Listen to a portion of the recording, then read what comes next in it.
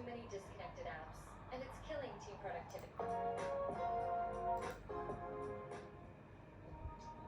Apa ya? Monitor sekitar 7,5 mm aja. Bezelnya pun tipis banget nih. Banget buat kalian yang cari monitor buat produktivitas dan sesekali nih buat main game. Monitor ini bisa kalian taruh di bracket karena sudah memiliki VESA mount. Secara build quality itu kokoh banget ya karena tidak terkenal dengan kalian dapat buku paduan, kabel HDMI, mur, tadi kita udah pasang ya. Nah, murnya ini buat pasang sistemnya. Dan yang terakhir, kabel powernya. Lanjut kita bakal review detailnya nih. Oke, kita ke ada HDMI 2.0 dan DisplayPort 1.4. Kalau yang ini port DCI ya, power. Kalau kita geser ke sebelah sini ada VESA mode ukuran 75 kali 4 in 100 Hz dengan latensi tarik gambar yang dapat ditampilkan di monitor, gambar yang dikeluarin. Nah banget hal ini menggabut sRGB dari monitor untuk monitor ini bisa kalian atur posisinya. Monitor ini bisa kalian atur posisinya. Oke, next kita bakalan tes monitor ini dengan settingan berikut. Ghosting untuk produktivitas. Kan pakai monitor ini untuk edit video, apalagi butuh branding. Ini pas banget warnanya. Nah cuma ngedit-ngedit video doang nih. Awet dan rekomen apa? Karena semua monitor sekarang pabrikan China, jadi ya masalah kualitas atau awet ya hoki-hokian. Karena semuanya harus sama aja, tapi gua ada tips untuk membantu kalian pilih monitor. Pertama, pasti lu cari brand-brand internasional yang gede-gede, kayak Samsung, AOC, Acer, Lenovo, Asus, Gigabyte, MSI, LG, dan kawan-kawannya.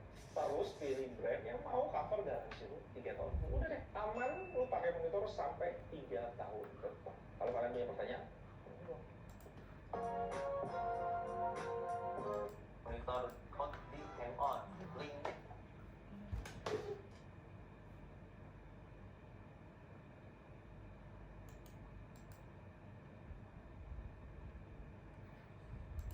Halo Sobat Shop, saya ini gambar per detik 4 Hz atau akan membahas dua ataupun game yang cepat seperti yaitu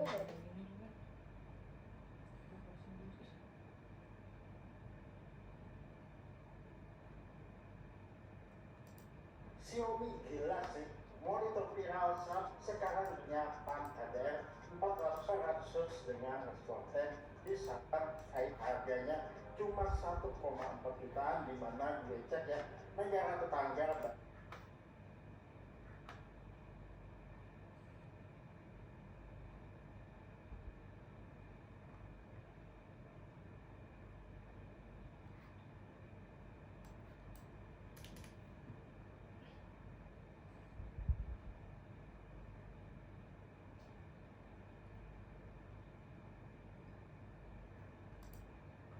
AI is changing the game for app development.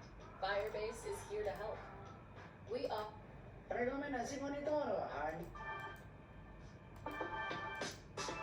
siang A27i 27.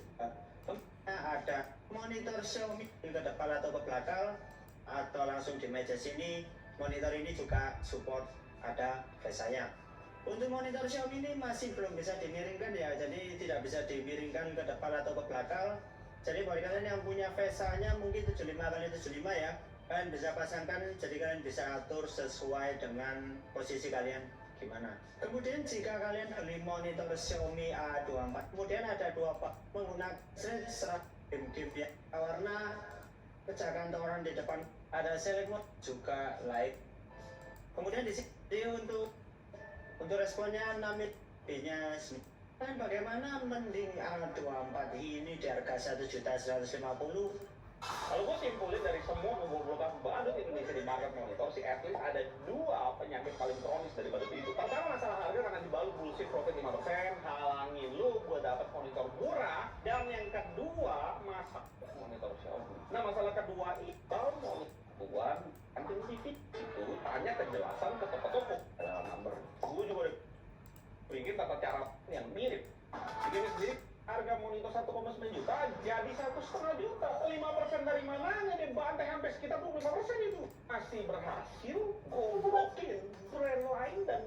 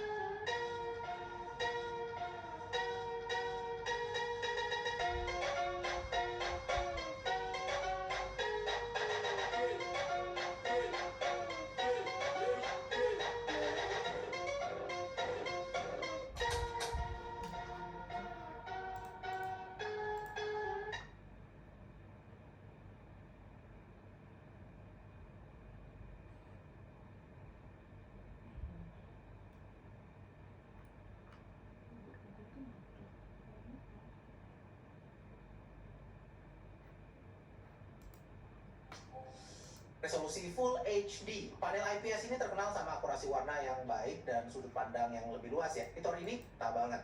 Gak cuma cicak aja. Udah 100 Hz dengan harga yang lebih nyaman. Bezel tipis di ketiga sisi ini punya desain yang cakep dan ergonomis. Layar lengkungnya punya sudut 1500R. Sudut ini didesain untuk ngikutin lekukan alami mata kita. Jadi ngasih pengalaman menonton yang lebih nyaman. Bezel tipis di ketiga step monitor jam detail baik saat bermain game, editing terbilang tipis sehingga ini terkenal sama kerja sekali pengen main game kalau lagi gabut. Skenario serat ngeliat ban. Terakhir ada VESA mount. Nah ini monitor ini harga yaitu dia tuh nggak punya. Monitor kedua adalah sebuah kekurangan yang saya temukan di monitor ini, yaitu dia tuh nggak punya internal speaker ya, dan dia tuh juga nggak punya port USB. Tapi rasanya kedua kekurangan itu yang nggak bikin monitor yang dibanderol dengan harga 1 juta lebih dikit ini lantas nggak layak untuk dibeli. Coba deh sebutin, ada nggak monitor dengan harga yang sama tapi ngasih kualitas dan kelengkapan kayak monitor ini? Coba tulis di kolom komentar. Lumayan, nanti saya jadi belajar juga. Selanjutnya, monitor kedua adalah Xiaomi.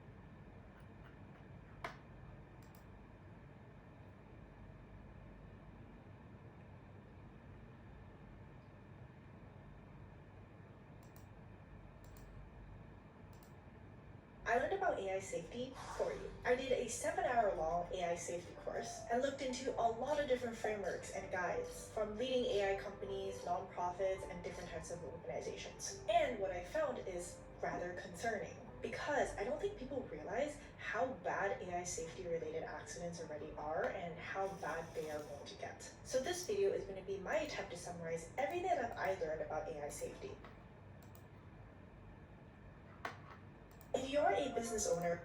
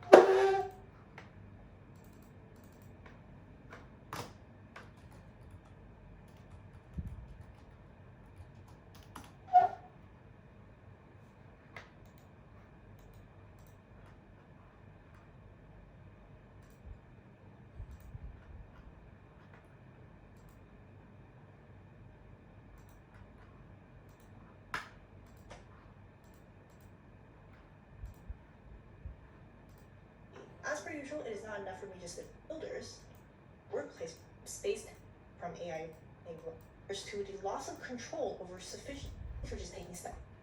This is your quick start guide to be analyzed. This is enough for us to build a query to a project, creating secret. Well, we click expression in order to allow you to have the tools. So under tool, we're going to give it the information as. All right, now, wonderful. But I do need a get to send a output node that does that all structure of it, overall length of it, a lot of different types of evaluations that you can do. Okay, 2020 is a fully built and deployed. Tingkatkan otomasi dengan self-hosted end-to-end dari Hostinger. Deploy instan di VPS yang aman. Nikmati workflow tanpa coding, eksekusi bersamaan tanpa batas, dan node buatan komunitas. Integrasikan 5. I learned how to vibe code for you. So here's the Cliff Notes version. It was sponsored, for example, what we mean by natural language we want to use, but factors such as income looking for this specific type of app, which is the live stream context, which immediately comes in SEO text work.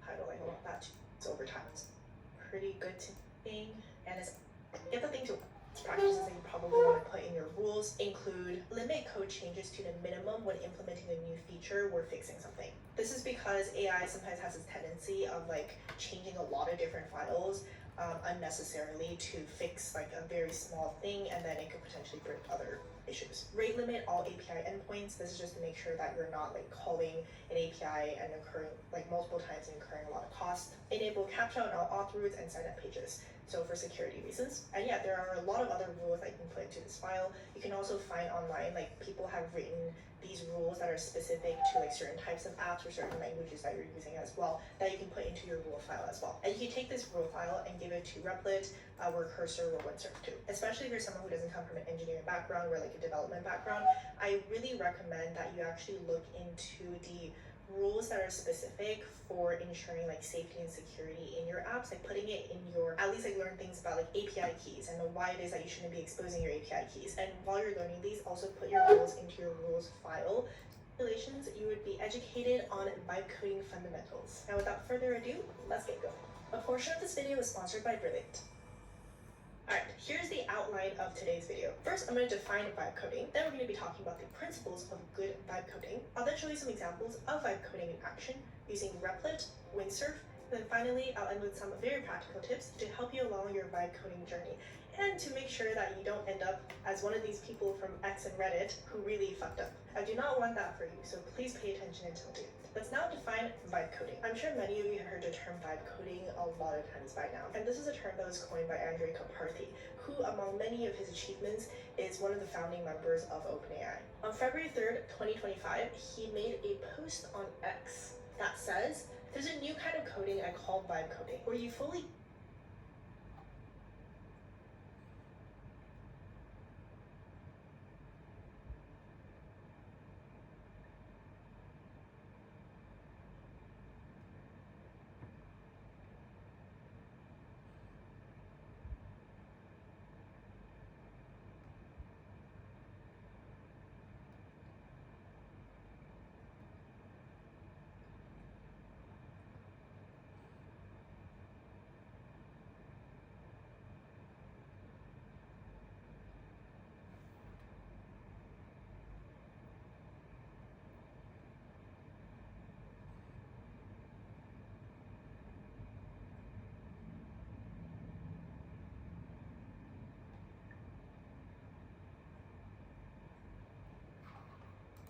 give in to the vibes, embrace exponentials, and forget that the code even exists. It's possible to the keyboard. Below show a list of past mood entries with the date and a note. And yeah, that's it. Give it to the LM and it generates the code for you, and voila, that's what you get. Seems very, very simple. Crazy, right? You can see how it fundamentally changes the way that you code and build things. But with that being said though, it's not like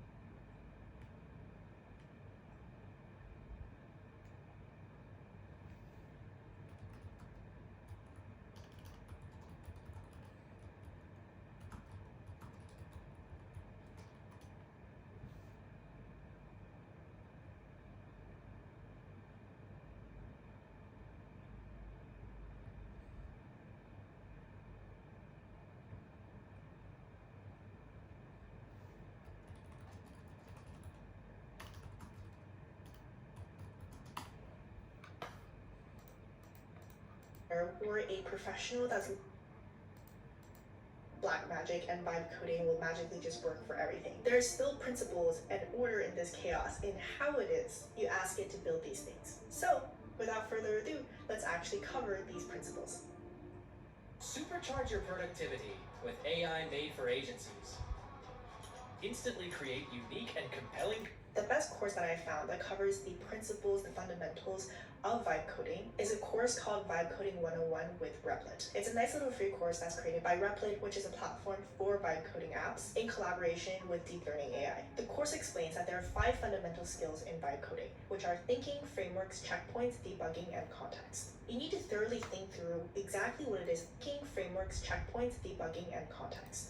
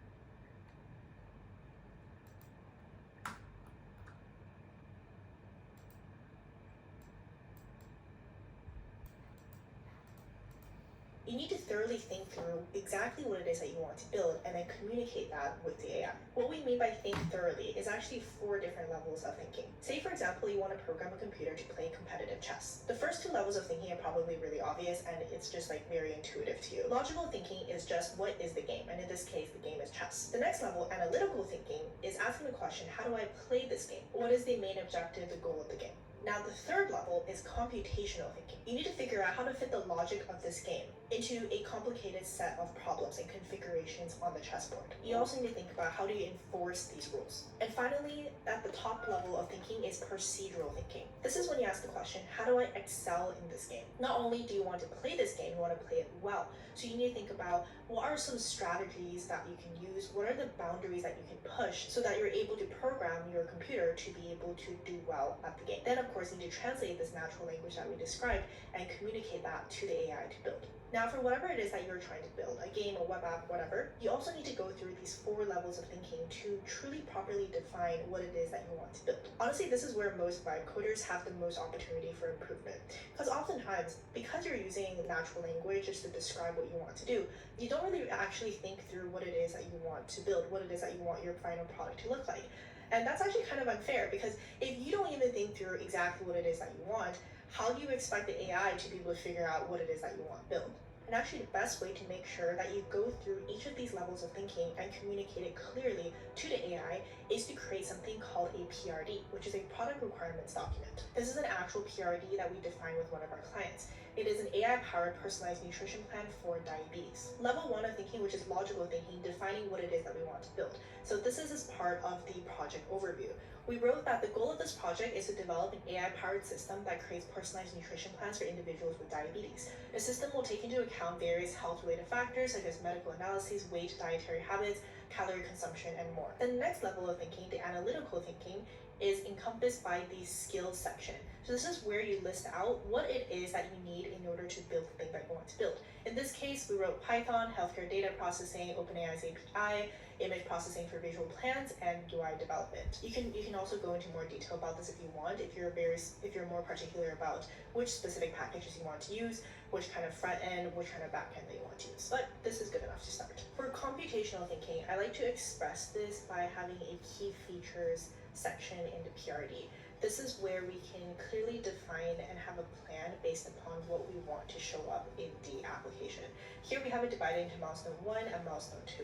The first one is a generalized personalized nutrition plan engine that includes specific metrics like individual health metrics exemplified throughout the PRD, just by adding as much detail as possible. For example, defining exactly which factors that identification is possible. The clearing is very similar to what it is that you're trying to accomplish. And since AI is trained on all the pre-existing solutions that are already available, if you're able to direct the AI towards the correct framework for building what you want to build, you're going to have much better results than asking it to just try its best to come up with something from scratch. And the easiest way to do this in vibe coding is just to list out the frameworks or the packages that you want the AI to use to implement the solution that you want. You're kind of just like pointing it in the right direction. For example, for your web app, you can specify that you wanted to use a React backend and a CSS and HTML JavaScript frontend, and specifically maybe Tailwind CSS for the styling for this specific type of application. Or say that you want to be creating animations, you can specifically say, please use 3.js, which is a very popular package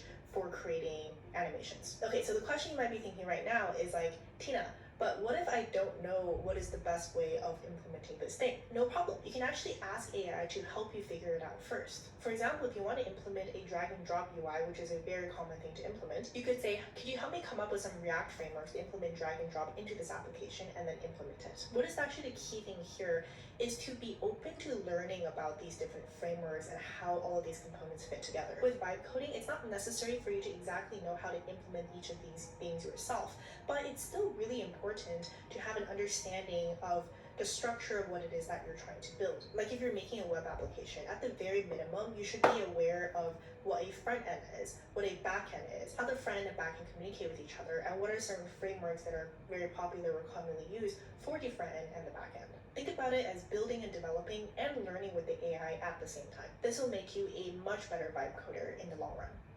Can you please just hear me out? No, all work management platforms are the same. Monday.com is the one you'll actually love. The next principle of vibe coding is to always have a checkpoints and version control. Things will break. That is a fact. You do not want to end up like this guy, for example, who lost all of his work because he did not know about version control. It is a cautionary tale. He posted on X, "Today was the worst day ever. The project I've been working on for the last 2 weeks got corrupted and everything was lost. Just like that, my SaaS was gone. 2 weeks of hard work completely ruined." But, I mean, he is trying to stay positive. Here, he started from scratch, blah, blah, blah, he's going to rebuild everything from cursor. So, at least he's remaining positive. But anyways, the point being that please always have version control. There are some software like Replit, for example, that has pretty decent version control that's already built in, but for the majority of software, and it's just like generally best practice, is to learn how to use Git and GitHub, which I'm actually going to give you a crash course on right now. If you already know how to use Git and GitHub, consider this a quick little refresh. So first of all, Git is the version control software itself, while GitHub is a website that allows you to store your code or repositories on the cloud so that you're able to have it, saved somewhere else, and also so that you can share it with other people. So first you need to install Git, and you can do this by either downloading it from the website, or you can go through your terminal/command line, or honestly, you can just ask your AI code editor software, whether that be like Replit, Cursor, Windsurf, whatever, and just directly say like, please download Git for me. Now, assuming that you want to start a new project from scratch and you're in that current folder, the command that you want to use is git init, which is initializing Git. Now, let's say you start adding some things. You might want to add a readme where you just start like vibe coding, and now you have a bunch of files that are there. And if you use this command git status, it will show that you have a lot of files that are untracked. So in order to track these files, you use the command git add. You can do git add like readme.md or whatever files that you want to start tracking. Or you can just do git add with a dot. The dot means just track everything. But you're not done with just adding these files and tracking these files. When you actually want to save a certain version of it, you use the command git commit. This is where you would explicitly commit the changes that you made to the files, and you can also type a message that explains what you changed in the code base, or otherwise known as the repository. For example, your first commit could be git commit -m with initial commit as the comment. And that's it, actually. If you just do this, you would be tracking your changes, saving your changes by committing it, and you just keep on doing that. And if you ever want to look at the changes that you made, you can use a command called git log. And if you want to roll back a commit, then it's git reset. Okay, so after you made a bunch of changes, did all your things, and maybe you want to share your code now on GitHub, you can go to github.com, create a new repository and initiate it, copy the remote URL, then use the command git remote at origin and then the URL. This will link your local repo that's being saved on your computer to GitHub. Then you might want to rename your branch, which is the current repository version that you're working with, and call it main. So you can do git branch -m main. Then finally you can push everything from your local repository onto GitHub with the command git push -u origin main. There are obviously like a lot of other little nuances and commands and like things like that, specifics that you can go into a lot more detail about. But just knowing what I explained to you, that entire workflow, that should be enough for you to have a good understanding of what version control is supposed to look like and what the flow is supposed to look like. And even though I did cover the exact commands that you should be inputting, using an AI code editor, you actually don't need to know these exact commands. Like, as long as you know what that structure is, you can just directly ask the AI using natural language. Like, you can just say, use git to commit these changes, push it to GitHub on this branch, roll back the previous version, merge everything together. I hope that makes sense. Overall, I hope you can also see that the key to vibe coding is to understand these like high-level structures, these high-level components and the flows of things, so that you're able to direct the AI in the implementation. Implementation is where AI excels at.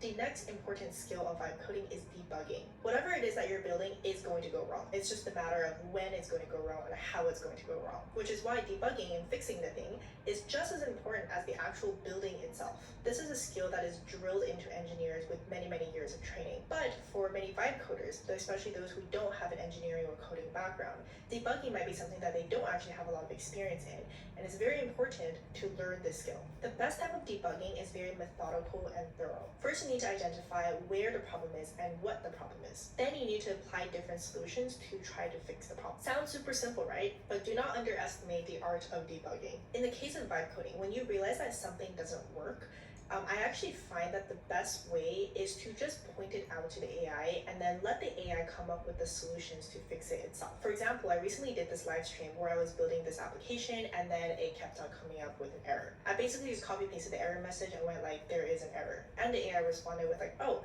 let me try to fix it. And then it comes up with like different solutions to try to fix the problem. And really all you have to do oftentimes is just to accept the changes. And if it still doesn't work, it might just go through like a lot of cycles of this. Just gotta be patient and just, keep pointing it out, letting it do its thing, and oftentimes it resolves itself. But in the off chance that it doesn't resolve itself easily, it is really, really helpful to have a basic understanding of what you're building. Like for example, I kept on getting the same error over and over again, but since I understand file structures and how the files are working with each other, I was able to point out which file was probably causing the problem and which section was probably causing the problem, and the AI was able to go and fix it. Another example was when I got this overlapping UI component, which I didn't like. I was like, this thing is overlapping. I sent it to the AI, and then it like made some weird changes, and the whole thing just disappeared. And then I was very patient. I was more specific about exactly what it is that I wanted. And looking at the code, I could tell that it was just statically trying to input like a certain dimension, so that depending on the orientation of the website, sometimes it would overlap and sometimes it wouldn't. And then I just pointed out that I needed to be dynamic so that it's not overlapping at any point.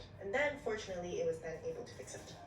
And finally, the last principle of vibe coding is to provide context. The general rule of thumb is that the more context, as in the more information and detail that you can provide to your AI, to your LLM, the better the results are going to be. And context can come in a lot of different forms. It could be that the original prompt or the PRD that you're inputting has a lot of details in it. You can even provide it with like mock-ups of what exactly you want it to look like. Or you can be providing it with examples or extra data that can help it build the application. Details about your app, your environment, your preferences, as well as errors. Instead of just saying this thing doesn't work, you can actually copy paste the full error message and a screenshot of what exactly doesn't work and provide that to the AI. Okay, so here's a little mnemonic that can help you potentially remember these principles of vibe coding better. The friendly cat dances constantly. Thinking, frameworks, checkpoints, debugging, and context. Which immediately comes in handy for you now, because here's also your little assessment, which I'm going to put on screen right now. Please answer these questions and put them in the comments to make sure that you're following along with the things I am talking about. This is Steve, the head of product at his company is about to release an app. But his team reported a delay again due to thousands of bugs detected. Steve, want a timely release? Easy, try Kebayoran, your all-in-one destination for effortless automated testing with low code, full code, AI-powered test creation, parallel test execution across devices, browsers, and OS. Preview framework for user-friendly keyword libraries, seamless integration with popular CI/CD tools, and extensive ability to test all apps. Just discover Kebayoran now. It's that simple. Now, Steve lives happily ever after, and you could too. Kebayoran, everything you need to test, all at your fingertips.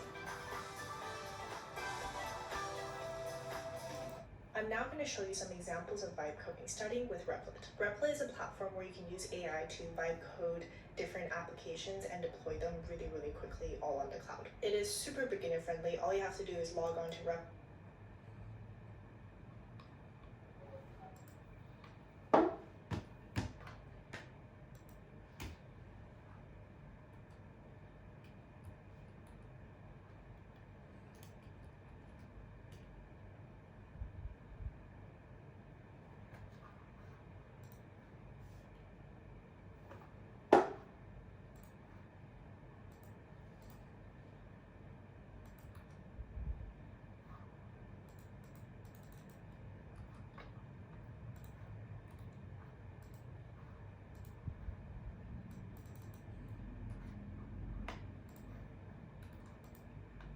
Hmm.